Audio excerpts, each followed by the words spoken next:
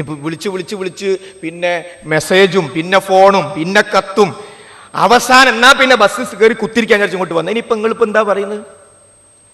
ഇനിയിപ്പോൾ ഖുർആൻ ക്ലാസ്സുമായിട്ട് നടക്കണം എന്ന് നിങ്ങളാരുടെ മനസ്സ് ചോദിക്കുന്നല്ല. പക്ഷേ അങ്ങനെ ഒരു ചിന്തയുണ്ടെങ്കിൽ നമ്മൾ ദഅവത്തിനെ വേറെ എന്തോ ഒന്നായി കണ്ടിരിക്കുന്നു. അതിൻ്റെ അർത്ഥം വേറെന്തോ ഒരു സംഗതിയായി കണ്ടിരിക്കുന്നു. നമ്മുടെ ജീവിതത്തിൻ്റെ ഭാഗമായി നമ്മളിൽ ഉണ്ടാകേണ്ടത്. ഒറ്റ ഉദാഹരണം, ഇവിടെ കിട്ടിയ ചോദ്യങ്ങളിൽ ഒന്നെന്താ അറിയോ? ഒരു ചോദ്യം, ഈ ക്രിസ്മസ് കേക്ക് മുറിക്കുമ്പോൾ അവിടെ നമുക്ക് പങ്കെടുക്കാൻ പറ്റുമെന്നാ. എന്താ അതെപ്പോഴാ മുറിക്കുന്നു അതിൽ പറഞ്ഞിട്ടുണ്ട്. ഇത് ആ യേശു ജനിച്ച സമയം നോക്കിയിട്ട് എല്ലാവരും കുഴിന്ന് ഹാപ്പി ക്രിസ്മസ് എന്ന് പറഞ്ഞിട്ട് ഇത് മുറിക്കും. അപ്പൊ അതിൽ പങ്കെടുക്കാൻ പറ്റുന്ന ആ ചോദ്യം ചോദിച്ച ആളെ പറ്റി ഞാൻ പറയുന്നു, പാവം, ആത്മാർത്ഥമായി പാവം. എന്തേ? ആ പാവത്തിന് ലാ ഇലാഹ ഇല്ലല്ലാഹ് മനസ്സിലായിട്ടില്ല, അത്രേ ഉള്ളൂ. അപ്പൊ അവിടെ എന്തുകൊണ്ട്? കാരണം എന്താ ലാ ഇലാഹ ഇല്ലല്ലാഹ്? പടച്ചോനല്ലാതെ ആരാധിക്കാൻ പറ്റിയ വേറെ ആരുമില്ല, പടച്ചോ മാത്രമേ ഉള്ളൂ ആരാധിക്കാൻ. മുഹമ്മദ് നബി പറ്റൂല, ഈസാ നബിനോട് പ്രാർത്ഥിക്കാൻ പറ്റില്ല. ഇവിടെ എന്തിനാ ഈ കേക്ക് മുറിക്കുന്നത്? എന്തിനാ ഈ സമയം തിരഞ്ഞെടുത്തത്?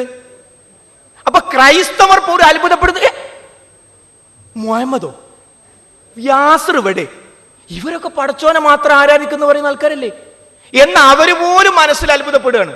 എന്തേ കാര്യം? അവർക്ക് ലാ ഇലാഹ ഇല്ലല്ലാഹ് മനസ്സിലായില്ല. അവിടെ എനിക്കതിൽ പങ്കെടുക്കാൻ പറ്റൂല. കാരണം നിങ്ങൾക്കറിയില്ലേ, അന്തിമ പ്രവാചകൻ മുഹമ്മദ് നബിയിൽ വിശ്വസിക്കുന്ന ആൾക്കാരാണ് ഞങ്ങൾ.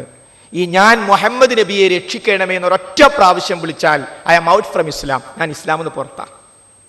അതാ എൻ്റെ ആശയം. അങ്ങനെയുണ്ടോ? ഓഫീസിൽ ഞാൻ ഒരു ഓഫീസിൽ പോയി നാളെ ഒരിക്കൽ പിന്നെ ശബരിമല പോയി വന്ന ഒരു ഉദ്യോഗസ്ഥ എല്ലാവർക്കും അരവണ പായസം ഇങ്ങനെ കൊടുക്കണം. എല്ലാവർക്കും 5 ആൾക്ക് കൊടുത്ത 6ാമത്തെ ഞാനിങ്ങനെ എന്താ ചെയ്യാൻ വിചാരിച്ചു നിൽക്കുകയാണ്. സിസ്റ്ററെ, പിന്നെ ഇവിടെ ഈ മടവൂർ മക്കാമിനെ പറ്റി കേൾക്കാതെ? നിങ്ങളെ പുണ്യകേന്ദ്രല്ലേ, എത്ര ആൾക്കാർക്കാ രോഗം പറഞ്ഞു. മൂപ്പര എൻ്റെ സിവത്ത് പറയുന്നത്. ശരി സിസ്റ്ററെ, അവിടുത്തെ ഉറൂസിന് ഞാൻ പോകലില്ല, അവിടുത്തെ നേർച്ചന്റെ ഭക്ഷണവും ഞാൻ കഴിക്കലില്ല. അതേ കാരണത്താൽ ഇതും എനിക്ക് കഴിക്കാൻ പറ്റൂല. Okay okay okay okay okay ഇനി അതാ ഓക്കെ പറഞ്ഞില്ല, നേരെ തിരിച്ചാ പറഞ്ഞെങ്കിലും നോ പറഞ്ഞാലും എനിക്ക് കഴിക്കാൻ പറ്റില്ല. പക്ഷേ അവിടെ ഞാനൊരു വലിയ ദഅവത്തെടുത്തെന്ന് അറിയാൻ നല്ല പൊതു പറഞ്ഞു. നിങ്ങളെ ചോദ്യം വന്നോണ്ടാ. അതായത് എന്തുകൊണ്ട് നമ്മളത് കഴിക്കുന്നില്ല നമുക്കാദ്യം അറിയണ്ടേ. അത് കഴിച്ചില്ലേ വർഗീയവാദിയാന്ന് വിചാരിച്ചാളോന്നാ ഇബ്ലീസ് ഇങ്ങനെ വരിക. ഒരു വർഗീയവാദവും ഇല്ല. ഏകദൈവ ആരാധനക്കെതിരാണിത് എന്ന ഒരൊറ്റ നിലപാട് നമ്മൾ രണ്ടാളോട് പറഞ്ഞാൽ നമ്മളെ അബ്ദുറഹ്മാനൊക്കെ കൊടുക്കണ്ട, വെച്ചാൽ ഓലെ ബിലീഫിനത് എതിരാണ്, ഓലെ വിശ്വാസത്തിനെതിരാണ് എന്ന് പറയും. പിന്നെ കുറച്ച് കഴിഞ്ഞാൽ ക്യാമ്പസിൽ മുസ്ലിം ഓരോ ഒഴിവാക്കിയാൽ ഒരു ബാക്കി മറ്റു കാര്യങ്ങളും നമുക്ക് ഉൾപ്പെടുത്താം, അത് ഓരോ വിശ്വാസത്തിനെതിരാണ്. ഇതിങ്ങനെ മിണ്ടാണ്ട് ഉത്തിരിക്കും, എന്നിട്ട് അശ്ഹദു അല്ലാ ഇലാഹ ഇല്ലല്ലാഹു അഷ്ഹദു റസൂലുള്ളാഹി അത് പറയുകയും ചെയ്യും. അതാണ് വിഷയം.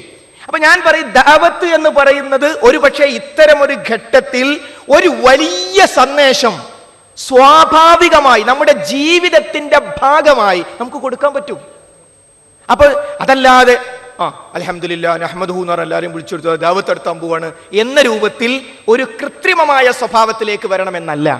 നമ്മുടെ ജീവിതത്തിലൂടെ നമ്മുടെ സംസാരങ്ങളിലൂടെ ഒരു ഇഷ്യൂ വരുമ്പോൾ, ഒരു വിഷയം വരുമ്പോൾ അവിടെ ഇപ്പോൾ ഉദാഹരണമായിട്ട് അടുത്ത ഏതാനും വർഷം ഒരു വിഷയം ഉണ്ടായി.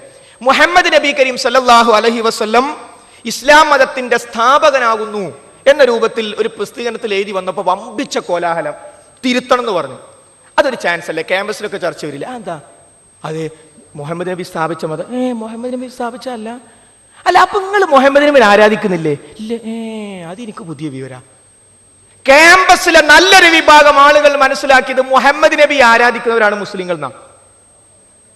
മുഹമ്മദ് നബി സ്ഥാപിച്ച മതമാണ് ഇസ്ലാം എന്നാ മനസ്സിലാക്കി വെച്ച്. അതങ്ങോട്ട് തിരുത്തൽ ദഅവത്താണ്. അപ്പൊ വലിയ മെസ്സേജ് അവിടെ കിട്ടും. ഞാൻ പറയുന്നത് നമ്മുടെ ജീവിതത്തിന്റെ ഭാഗമായി, നമ്മുടെ സംസാരത്തിന്റെ ഭാഗമായി നമ്മൾ പറഞ്ഞു കൊടുക്കേണ്ടത്. ഇനി വല്ല ഡൗട്ടും ഉണ്ടോ? അപ്പൊ നമ്മളൊരു CD കൊടുത്തു.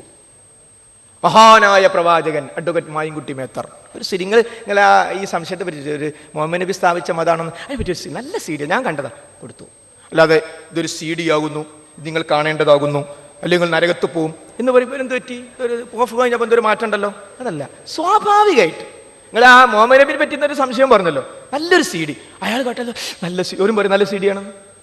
കാരണം ആ ഒരു മാനസികാവസ്ഥയിൽ വളർന്നു വന്ന് ദൈവനിഷേധം പോലുള്ള ആശയങ്ങളിലേക്ക് വരെ പോയി തിരിച്ചു വന്ന അഡ്വക്കേറ്റ് മായിൻകുട്ടി മേത്തറുടെ ഒരു പ്രഭാഷണം കേൾക്കുമ്പോൾ ഈ കേൾക്കുന്ന ആൾക്കുന്നു. അപ്പൊ സ്വാഭാവികമായും ആ ഒരു കാരണത്തെ ഉപയോഗിച്ച് ഒരു CD കൊടുക്കുന്നു.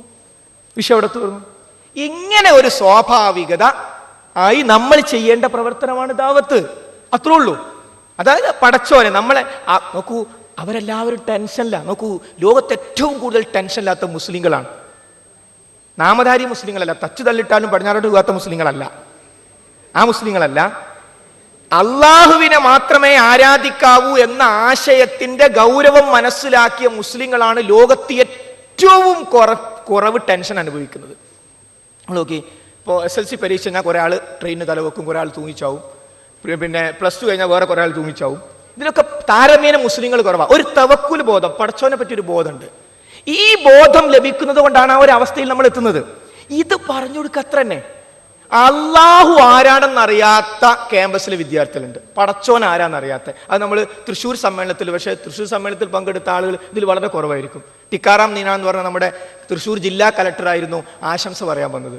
മൂപ്പര് അശാബാങ്ക് കൊടുത്തപ്പാണ് അവിടെ നിർത്തി. പിന്നെ എണീറ്റ് മൂപ്പര് പറഞ്ഞു, അല്ലാഹു അക്ബർ, എനിക്കറിയാം അക്ബർ ചക്രവർത്തി മഹാൻ. അയാളെ പറ്റി നമ്മൾ എന്ത് പറയണം? പാവം എന്ന് പറയണ്ടേ? രണ്ടാമത്തെ ഉത്തരവാദികൾ ആരാ? അവിടെ കൂടിയ ഇവിടെ കൂടിയ നമ്മൾ ഓരോരുത്തരും. അള്ളാഹു ആരാണെന്ന് പരിചയപ്പെടുത്തുന്ന ഒരു CD, ഒരു ബുക്ക്ലെറ്റ്, ഒരു പാംഫ്ലെറ്റ് നമ്മൾ കൊടുത്തില്ല അദ്ദേഹത്തിന്. ഇതേപോലെ എത്ര അദ്ദേഹങ്ങൾ നമ്മുടെ കോളേജ് ക്യാമ്പസിലുണ്ട്.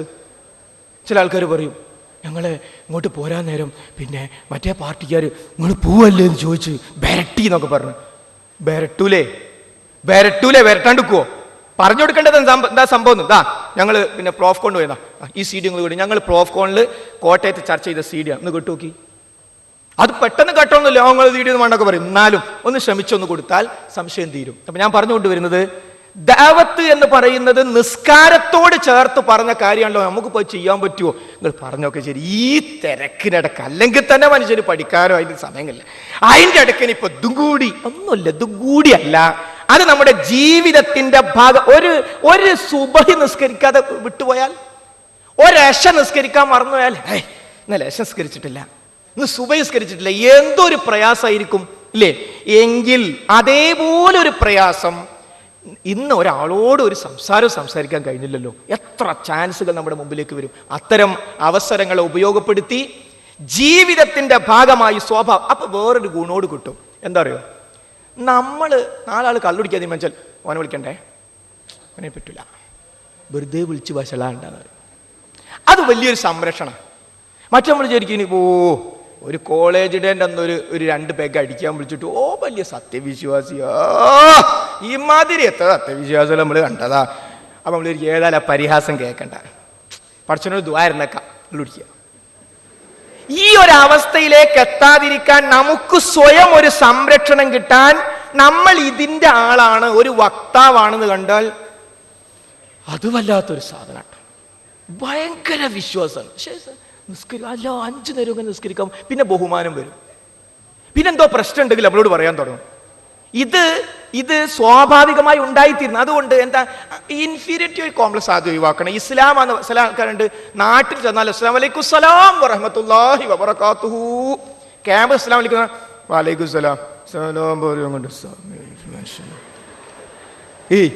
ഓന് സലാം പറഞ്ഞ ഇഷ്ടായില്ല. നബി പറഞ്ഞ് വഅലൈക്കും സലാം വറഹ്മത്തുള്ളാഹി എന്ന് കുറച്ച് കൂട്ടി പറയണ, ഇവന് ഇഷ്ടപ്പെട്ടില്ല സലാം പറഞ്ഞത്.